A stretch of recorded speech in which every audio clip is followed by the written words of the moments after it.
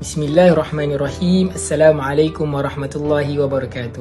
Nama saya Abdullah Azam bin Abdul Fattah. Saya merupakan pelajar tahun 4 yang mengambil jurusan Fiqh dan Usul Fiqh di Universiti Islam Antarabangsa Malaysia. InsyaAllah pada hari ini saya akan membentangkan sebuah tajuk yang sangat penting, iaitu jangan biarkan wang anda berehat. Tahukah anda bahawa rahsia di sebalik kekayaan Warren Buffett yang merupakan salah seorang insan yang terkaya di dunia adalah dengan mengembangkan wang beliau secara pasif? Tahukah anda bahawa sebenarnya anda juga berpeluang untuk mengembangkan wang anda secara pasif seperti beliau? Jadi, pada kesempatan kali ini, saya akan membentangkan kepada anda tentang instrumen-instrumen pelaburan yang anda boleh ceburi untuk mengembangkan lagi wang anda. Apakah yang dimaksudkan dengan pelaburan? Menurut Kamus Dewan Terbitan Dewan Bahasa dan Pustaka edisi keempat, pelaburan adalah sesuatu yang dibeli dengan harapan akan mendapat keuntungan berlipat kali ganda. Manakala, menurut istilah ekonomi, pelaburan adalah suatu kegiatan menanamkan modal atau wang melalui pembelian instrumen kewangan atau aset sama ada secara langsung ataupun tidak langsung, dengan harapan pemilik modal akan mendapatkan sejumlah keuntungan ataupun manfaat pada masa hadapan, sama ada dalam bentuk bayaran faedah, pendapatan ataupun penambahan nilai instrumen itu sendiri. Jadi kenapa pelaburan ini penting? Kerana ia akan membantu seseorang untuk mencapai matlamat kewangan, untuk mengatasi inflasi pada masa akan datang serta menambah pendapatan individu. Terdapat banyak instrumen pelaburan di Malaysia yang boleh memberikan keuntungan. Kesemua instrumen pelaburan mempunyai tahap risiko yang berbeza serta mempunyai kelebihan dan kekurangan yang tersendiri bergantung kepada jenis pelaburan tersebut. Kebiasaannya, pelaburan yang berisiko tinggi akan memberikan pulangan atau keuntungan yang lebih tinggi berbanding pelaburan yang berisiko rendah. Jadi, pada kesempatan kali ini, saya akan memfokuskan kepada 4 instrumen pelaburan yang boleh diceburi oleh rakyat Malaysia untuk mengembangkan lagi wang mereka, iaitu emas, hartanah, pasaran saham dan unit amanah. Instrumen pelaburan yang pertama adalah emas. Daripada kesemua logam yang berharga, emas adalah yang paling popular sebagai pelaburan. Kebiasaannya, para pelabur membeli emas sebagai pelindung nilai atau pelindungan selamat terhadap apa-apa krisis ekonomi, politik, sosial atau wang fed.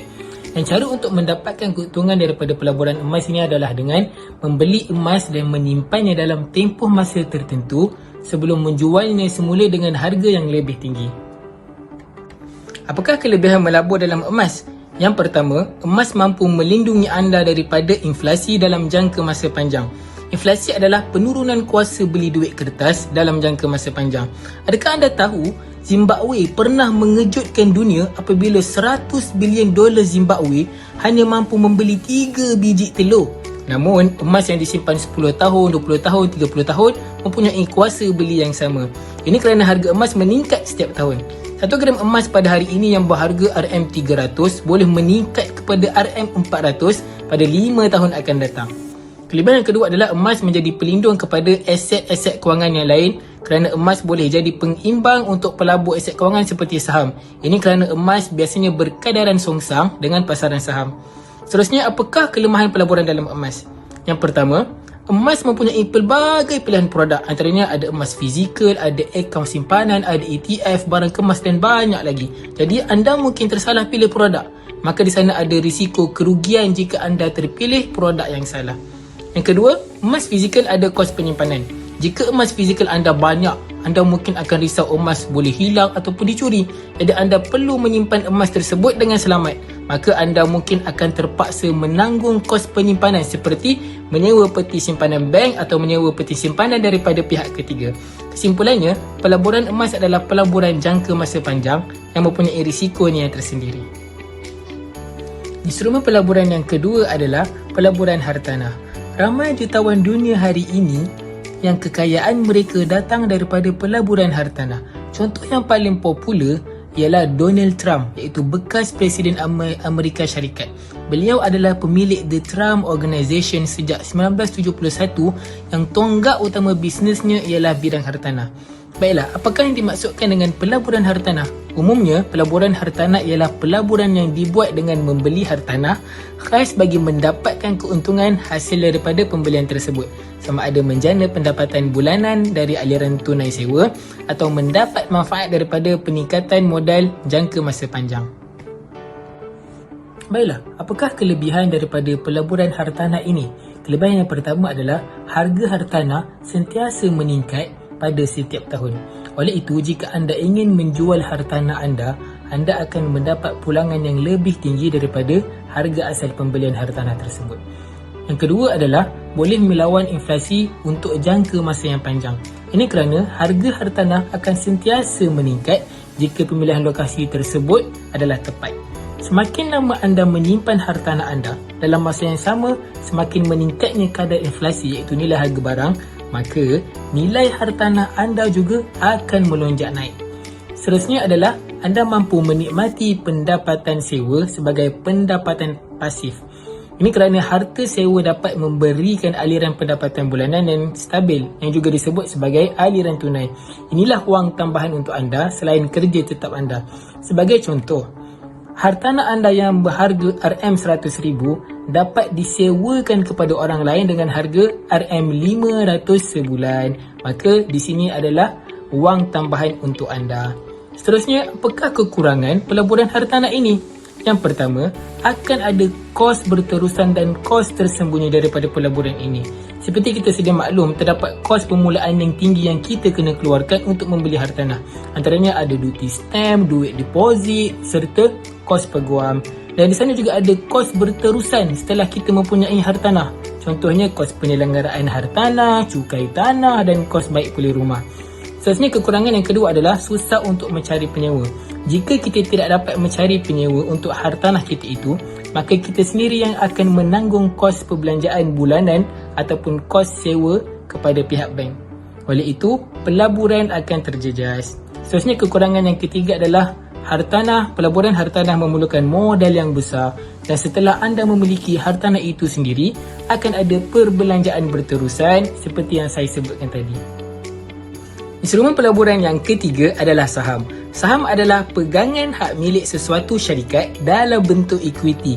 Ini bermaksud apabila anda membeli saham sesuatu syarikat, anda secara tidak langsung telah menjadi salah seorang pemilik syarikat tersebut.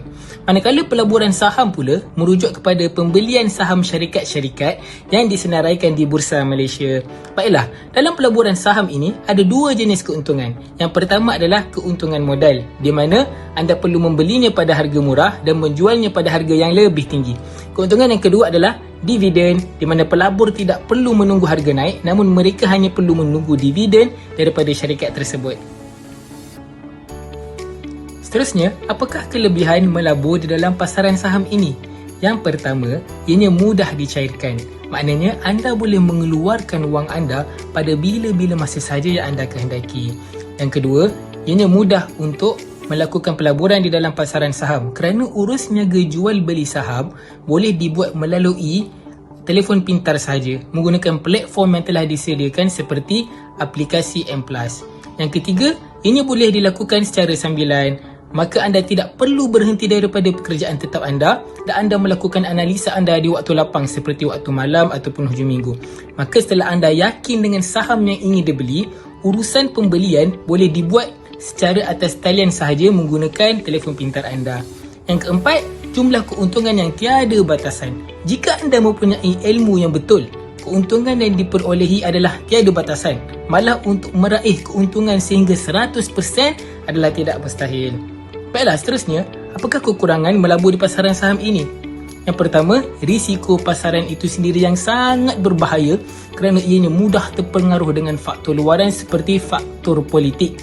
Ia bukan sahaja boleh terpengaruh akibat daripada ketidakstabilan politik, malahan ia juga boleh berlaku apabila sesebuah negara itu bertukar parti kerajaan selepas pilihan raya. Kerana lain parti yang memerintah, lain juga polisi dan ideologi yang akan diperkenalkan. Seterusnya, faktor ekonomi. Sesebuah negara yang mempunyai ekonomi yang kukuh akan menarik lebih ramai pelabur luar untuk melabur di dalam negara tersebut seterusnya melonjakkan lagi harga pasaran saham. Seterusnya, kekurangan yang kedua adalah risiko syarikat terkeluar daripada Bursa Malaysia. Syarikat yang bermasalah daripada sudut kewangan dan sedang mengalami kerugian yang teruk, biasanya harga saham mereka akan merudum. Maka jika anda tidak menjualnya dengan segera, anda juga mungkin akan mengalami kerugian yang besar. Seterusnya, instrumen pelaburan yang terakhir adalah unit amanah. Unit amanah ialah instrumen pelaburan kolektif yang mengumpulkan wang pelabur-pelabur ke dalam sebuah dana amanah yang diuruskan oleh pengurus dana profesional dan bertauliah. Jadi dalam unit amanah, wang daripada ramai pelabur individu akan dikumpulkan untuk membeli beberapa kelas aset yang berlainan dalam kuantiti yang besar. Baiklah, apakah kelebihan melabur dalam unit amanah ini? Yang pertama, unit amanah membolehkan seseorang dengan modal serendah RM1,000 untuk menyertai pasaran saham dengan risiko yang sangat rendah. Yang kedua adalah, dana unit amanah ini dilaburkan di dalam pelbagai sektor seperti minyak dan gas, kesihatan, komunikasi dan lain-lain. Yang ketiga, ianya akan diuruskan oleh para profesional. Tidak semua orang mempunyai masa dan kepakaran untuk membuat kajian berkenaan portfolio pelaburan yang ingin dibuat. Jadi unit amanah ini akan diuruskan oleh para profesional yang berpengalaman dalam dunia pelaburan. Mereka juga akan dipantau oleh Suruhanjaya Sekuriti Malaysia untuk memastikan industri unit amanah ini mematuhi piawaian yang sangat tinggi. Baiklah, apakah kekurangan unit amanah ini? Yang pertama, kita tidak mampu untuk mengawal keputusan pelaburan kerana ia akan dikawal sepenuhnya oleh pihak pengurusan. Jadi sekiranya terjadi kerugian dalam pelaburan tersebut, maka kita juga akan menanggung rugi tersebut. Maka ia juga tidak sesuai bagi pelaburan jangka masa pendek. Ini kerana keuntungan daripada pelaburan dalam unit amanah tidak akan diperoleh dengan segera.